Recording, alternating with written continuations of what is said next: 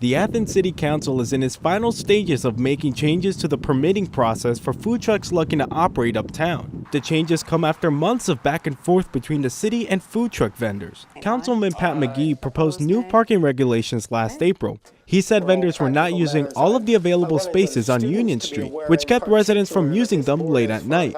These are public parking spaces for use by the public, and that when they're not using them, they're basically wasting the spaces while denying the public needed opportunities to shop in town, to use that end of town. The ordinance was voted down by council, but food truck vendors like Damon Crane still felt that they were not being listened to.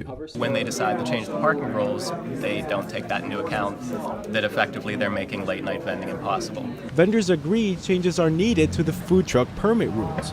They argue changing the permit from yearly to monthly would allow them to reduce their operating expenses and give them more flexibility to be uptown during periods of high demand. We don't want to pay for spots when we can't afford to operate in them. If we want to operate from them at all, it wastes our money and it takes away public parking that otherwise would be available. Finally, after months of debate, Councilman Sam Crow met with vendors to create a new stopgap ordinance. It includes changing permits from yearly to monthly and making the parking spaces larger to meet state fire safety regulations. The ordinance will address some of the crucial permit process rules before a bigger ordinance is drafted next year.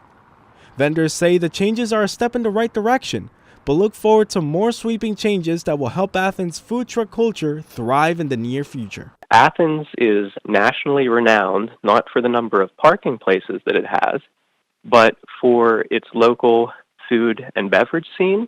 Ultimately, I want to see a city government that recognizes mobile vending as the asset that it is. For WUB, I'm Stephen Hernandez.